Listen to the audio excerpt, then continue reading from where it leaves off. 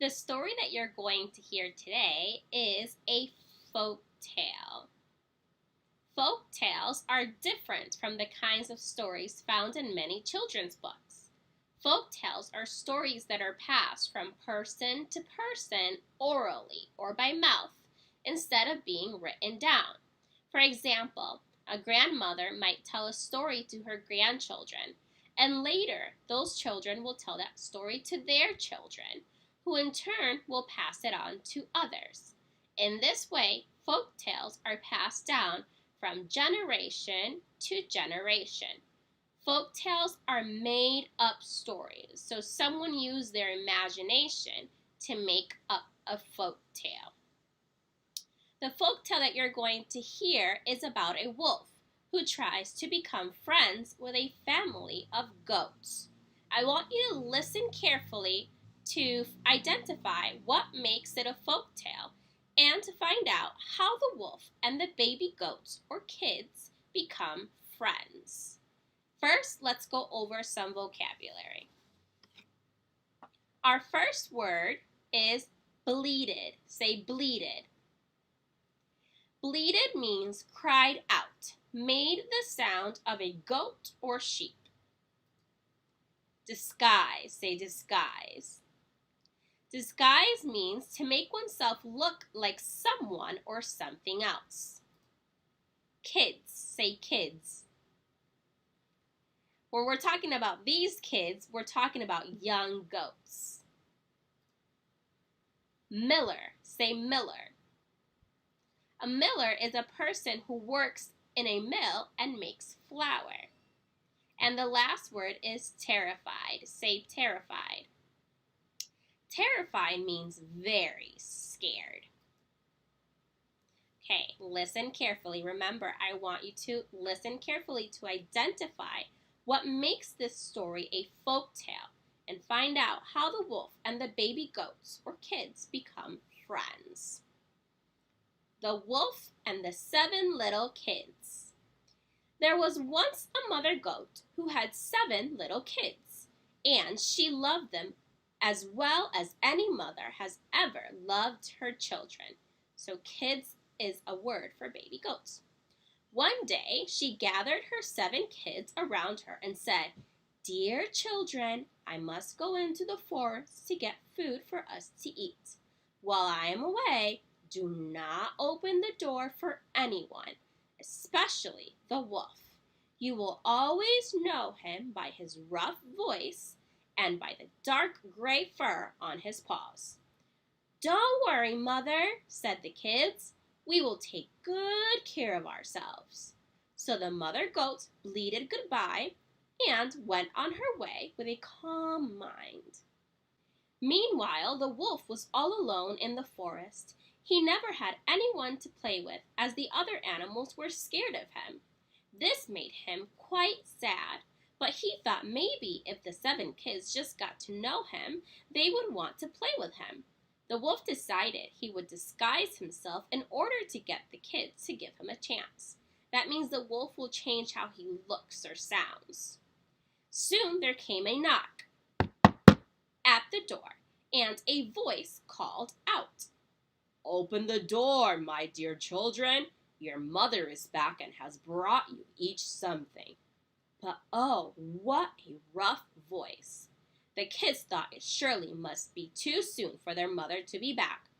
"No, we won't open the door," cried the kids. "Our mother has a sweet, gentle voice, and your voice is rough. You must be the wolf."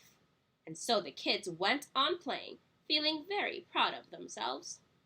The wolf felt very sad, for he could not help that his voice was rough. He ran off to a store, where he bought a big lump of a special kind of chalk, which he ate to make his voice soft. Then he came back and knocked at the door and called out in a gentle voice, "Open the door, my dear children. Your mother is back and has brought you each something." The wolf felt for sure that this time the kids would open the door and he could prove to them that he was actually a very nice wolf. But the poor wolf had put his paws against the window, and the kids could see his dark gray fur. "No, we won't open the door," cried the kids. "Our mother's feet do not have dark gray fur. You must be the wolf." Again, the kids went on playing, feeling even prouder that they had identified the wolf by his paws. Again, the poor wolf felt sad, for he could not help that his fur was dark gray, and so he ran to a baker. So a baker is a person who makes and sells bread and cakes. "Baker," he said, "please spread some dough over my paws." And when the baker had coated his paws with dough, the wolf went to the miller. A miller is a person who works at a mill and makes flour. "Miller," he said, "please sprinkle some white flour over my paws." Now the wolf's feet looked just like the mother goat's. The wolf thought for sure this time the kids would open the door so he could show them what a nice and fun wolf he was. For a third time, the wolf went to the door and knocked, and said in a gentle voice, "Open the door, my dear children. Your mother is back and has brought you each something." The wolf was almost smiling. He was so excited to play with the kids. "First, show us your feet," said the kids, and the wolf put his white, flour-covered paws against the window. "Yes, this must be our dear mother," said the kids, and they opened the door. In pounced the wolf, ready to play. The kids were terrified and tried to hide because they did not know that the wolf was actually nice. Remember, terrified means they were scared. The first ran under the table. The second crawled under the bed. The third hid under the rug. The fourth ran into the kitchen. The fifth jumped into the cupboard. The sixth ran under a tub. And the seventh climbed inside a big grandfather clock. The wolf thought the kids must be playing a great game of hide and seek. He thought if he found them all, the kids would finally want to play with him. So the wolf found them all that is, except the youngest, who was hiding in the grandfather clock. The other kids were so scared that when the wolf found them, they passed out asleep. So the kids are afraid of the wolf because they do not know that he is actually a nice wolf who just wants to play with them.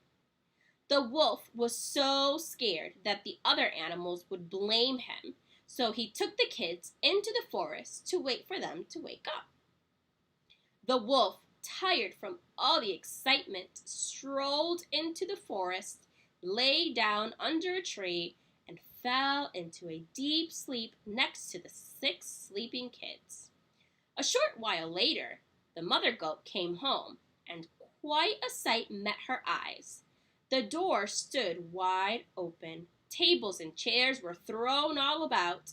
Dishes were broken. Quilts and pillows were torn off the bed. She called out for her children. They were nowhere to be found. She called each one again by name, but no one answered until she called the name of the youngest kid. "Here I am, Mother," a little voice cried. "Here inside the big grandfather clock." The mother goat helped her youngest child out of the clock. Now, the youngest kid was quite sensitive and had realized that the wolf thought the kids were playing a game of hide and seek. If you're sensitive, you understand the feelings of other people. He told his mother so, and they went off into the forest to find the other kids and the wolf and explain the misunderstanding.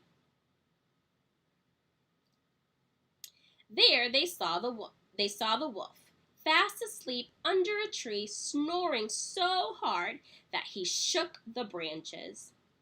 Then the mother goat saw the rest of her kids sleeping there, hidden behind the big wolf.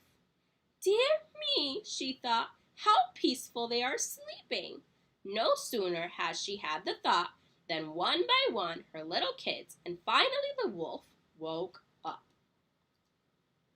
When the kids woke up, they saw their dear mother and youngest brother smiling at them, and they instantly felt happy. Their mother told them that the poor wolf was actually a kind animal who had just wanted to play, and they all danced around, celebrating their newfound friendship with the wolf.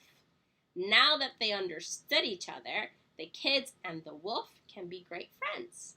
That's the end. Go ahead and answer the questions.